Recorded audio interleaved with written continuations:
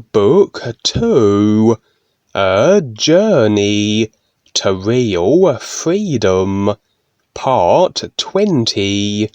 He was telling me something that I didn't know, but something that I felt was so true.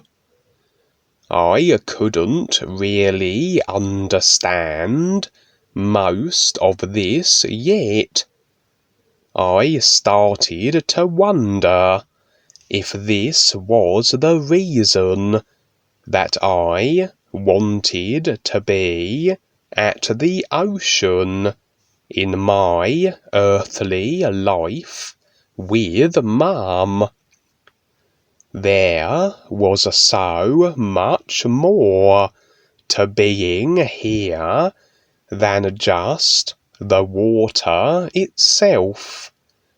Something truly wonderful was always taking place with ReBiSar, and with everything he was showing me.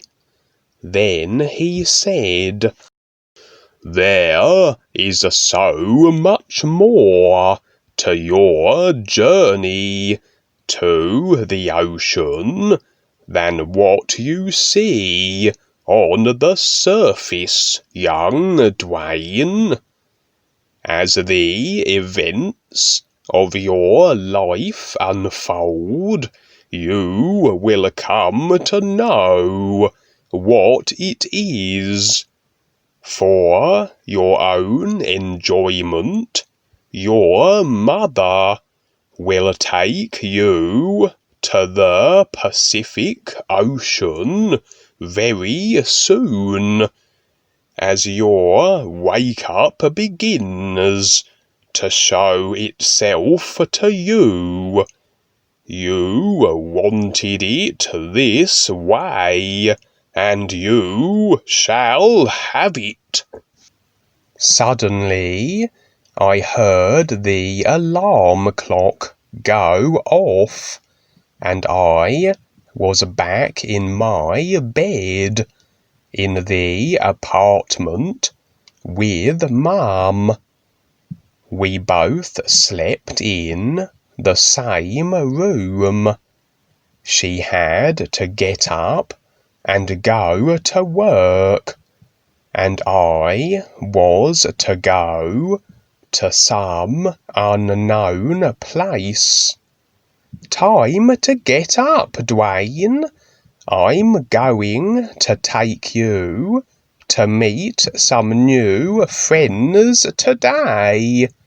You are going to like your new friends and have a lot of fun with them. I will come and get you after work," she said. Mum said that I was going to a place called the Babysitter. I figured it was just another suburb. Little did I know that it was going to be more like a nightmare. I was now almost 5 years old.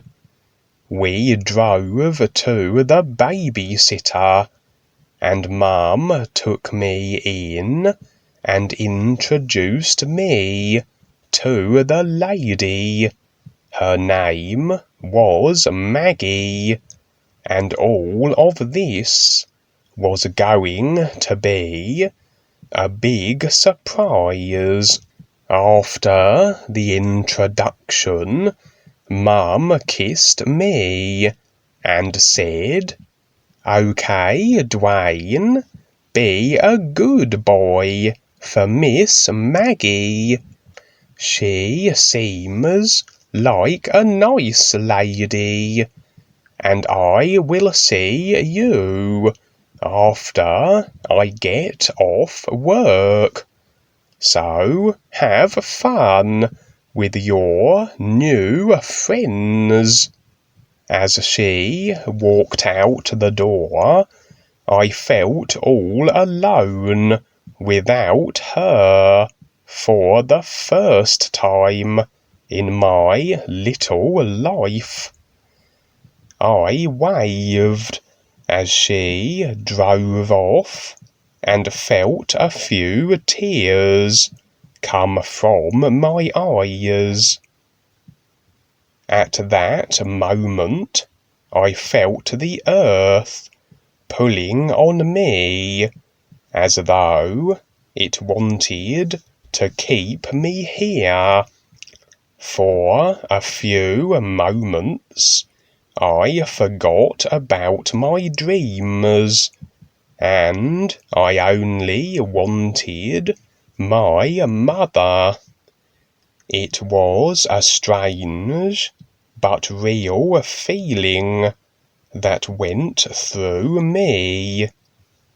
I became torn as I watched her drive off. I was now in a new challenge of confinement. I wanted to run out the door, but I didn't know the area, and I would have gotten lost. So I just kept quiet and turned into the room. The first day was rather interesting. Not really. The babysitter soon found out that I couldn't tie my own shoes, so she would put me in the corner of the living room all day, facing the wall, until I tied them. Most of the time, I would put myself to sleep. I would go off into my dreamland. I would usually be at the ocean, where the water sparkled, and ReBISAR would tell me stories. They were always fun stories that I liked hearing. He said that there were no rules or regulations on this side of life, just beautiful people who all liked each other and lived harmoniously. I asked him about the apartment where my mum and I lived, and what it all meant. He said that the earth was a very hard place to live until you find out about the better places that life has to offer. He was always kind. "When I'm here with you, sir," I said to him, "I feel as though I've been on Earth before, and I can sense something about being here." He laughed and looked at me with those dark eyes of his, and said that I had been on Earth many times before, but that this was my last time, because it was my time to become totally aware, and that everything no matter how small or insignificant, would add up to so much more than I could possibly realise right now, as I would soon come to know. Aware of what? I asked. Aware of what is real, he replied. Gee, I thought everything was real. Was there something I was missing? Of course, there was my life with Mum, and then my dream life at the ocean. Then I began to think, which one is real? Can they both be real? Is one more real than the other? As of yet, I couldn't decide. Suddenly, I was starting to see things differently. I liked my dreamland because it was so effortless, and I could fly anywhere. I liked my life with Mum because I could be with her. I was kind of confused, so I asked ReBiSar about what was what.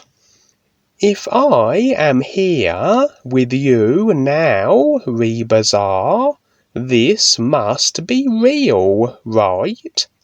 But when I'm with Mum, that also seems so real. So, which is real? I asked, ready to know something more than I had before. He laughed with his wonderful mannerism and said, Both are real, young Duane, but one does allow a greater sense of freedom than the other. You are simply more aware when you are here with me, and there are many more positions besides this one, actually endless ones. As an example, you have flown on this level, but you cannot fly where your Mum lives. She and you live on a material world, where all things are as they are in their physical sense. Where we are now is in the second level, known as the astral realm, which is where you are starting from. This is just the beginning of your journey, and many people think this place is the ultimate, but it is not even close. Many consider this place to be their ultimate heaven, but little do they know there are hundreds of different levels to this realm. Many of the belief systems and the psychic teachings are from this level.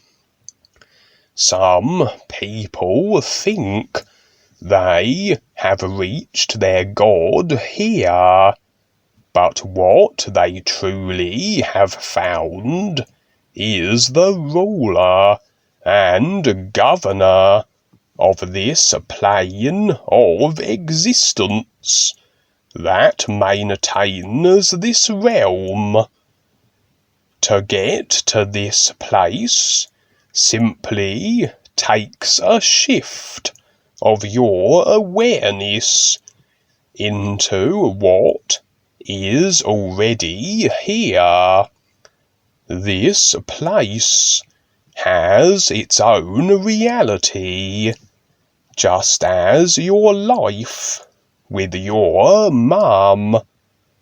The whole of life is so much more than just a lifestyle that you have come to know and experience on the earth.